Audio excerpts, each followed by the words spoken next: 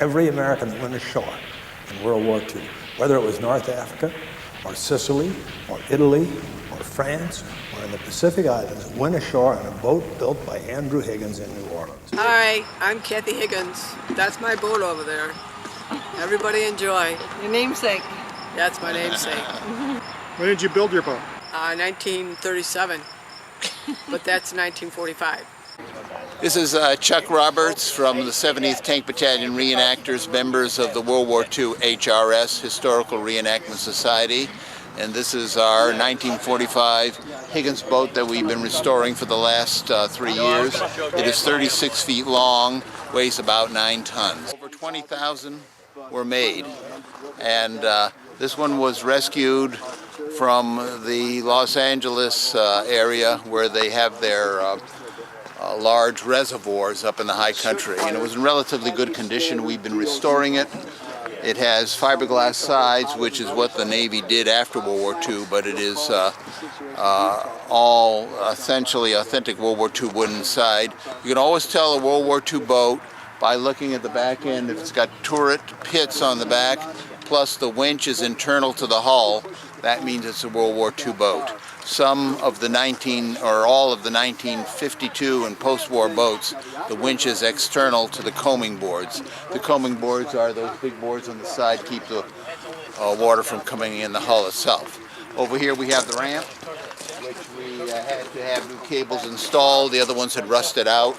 This weighs about a ton and is quite heavy, but that gets winched up into the hull itself. You can see inside, this is the cargo compartment, and then the operator's compartment back there where the coxswain is sitting. And we have 3 crew members. There's a machinist mate, the coxswain that runs the boat, and a gunner. The machinist mate would also act as a gunner itself. This has the Detroit 671 engine in it, made by Gray Marine. It's the original engine.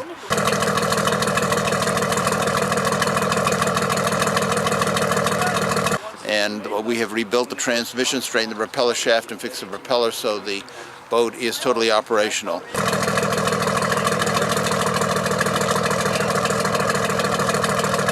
We had to take foam out of the bottom of the hull, which the Navy put in after World War II for flotation purposes, but the foam tends to trap water and rot out the wood, so we want to get that out right away. The seals on the side of the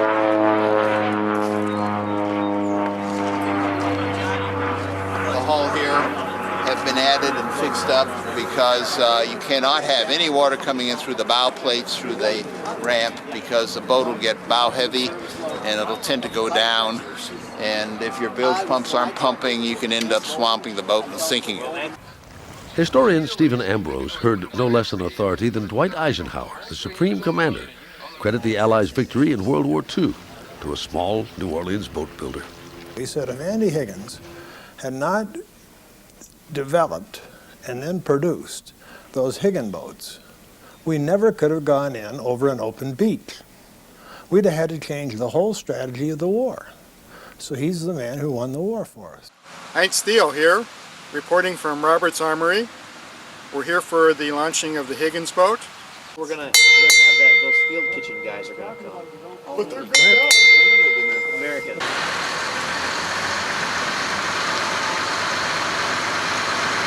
When we're deploying from the landing craft, I want 2 columns.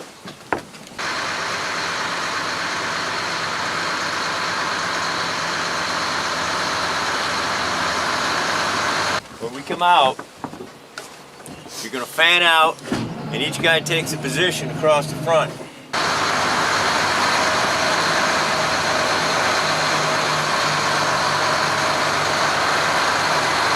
Chuck Roberts has invited us out to his place here at Roberts Armory for the launching of his Higgins boat. I hope you enjoy the show.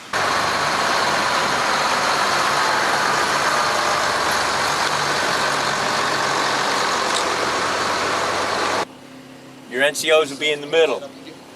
This side of the boat, 1, 2, 3, 4, 5, however many guys we got.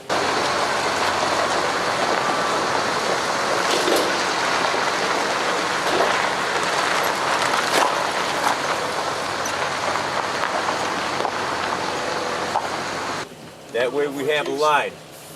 That's where we start from. You guys are clear on that? Yes, sir. Put an empty bottle here so I can see where the... No, we should put a cone out there. I got cones I can bring. Welcome to Roberts Armory in Rochelle, Illinois. It's Saturday, 13th September 2014. We're here for the launching of the Higgins Boat.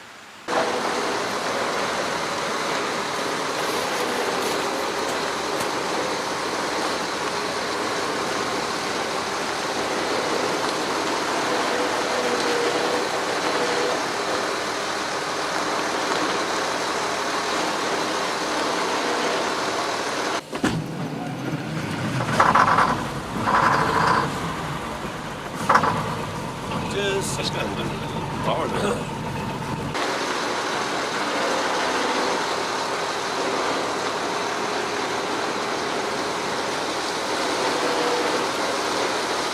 See where these are? See these clamps here? These clamps about.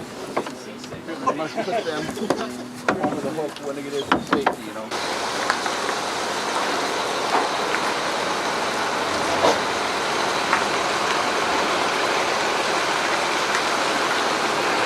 Clear on that? Get all over that. Okay, and same thing on this side. You got a job. Oh, you up back here? Yeah, you got a Oh, I job. thought you said...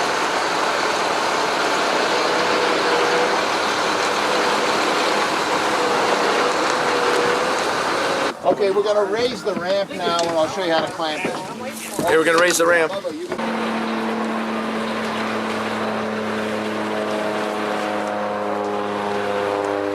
Ramp coming up. All clear. Stand clear of the ramp.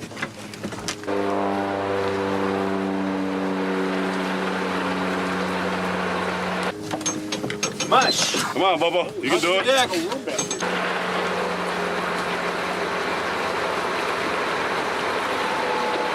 Yeah, it's moving.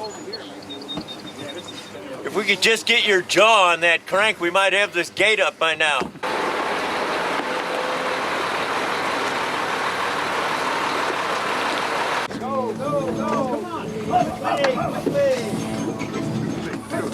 Man, that's painfully slow.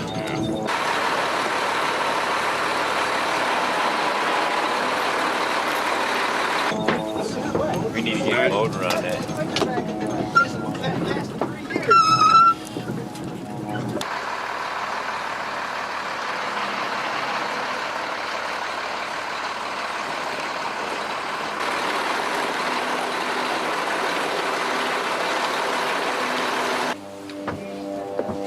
You got it?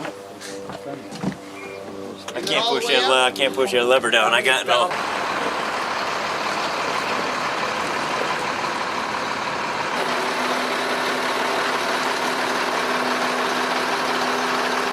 I got nothing on my arm. Still alive and kicking. Gotta jump in, go.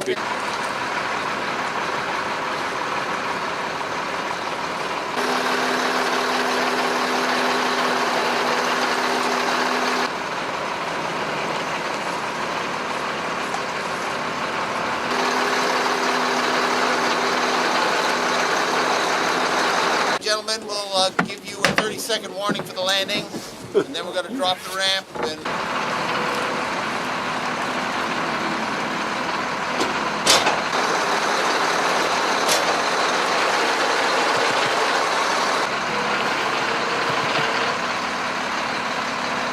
you'll tack that way.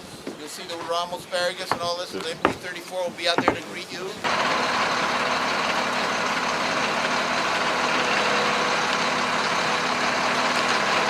Okay, stand by 30 seconds. Lift the clamps.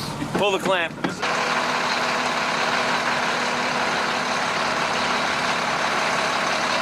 Dry run here. Clear the clamps.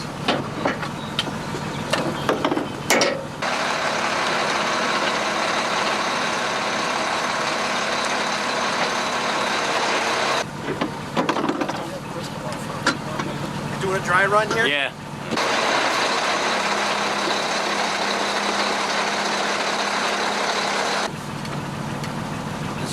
Sorry, going down. Once you get out, go down. Clear.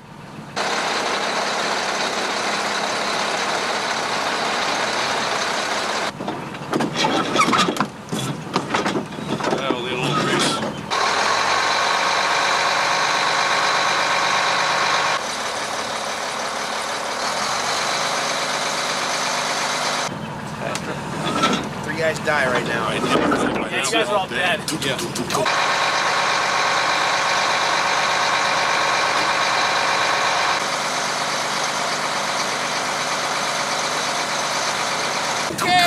Hit it! It took the Marine Corps and the Army to say, listen, we want our guys to land in the best possible boats and have the best possible fighting chance. And those boats are the Higgins boats. They're not the boats designed by the Bureau of Ships. Higgins first contacted the U.S. Navy in 1934 about the Eureka landing boat, which was simply a spoon-bill bow boat. It was all the things that were going to be needed in the future for a landing craft. Landing boats, when they hit the beach, had to be able to pull up on the beach, had to be able to retract. The propellers couldn't be damaged. The boats had to be able to jump the sandbars. They had to be able to go over obstacles in the water. And this is the same type of thing that they took from the Louisiana swamps to the beaches at Normandy. Now we can debark with men and equipment from this boat. And not only can we carry men, but we can carry small vehicles such as the Jeep. Patriotic song. I'm sure you don't need the title, but I'll give it to you anyways. America the Beautiful. By all means, if you know the words, sing along with it.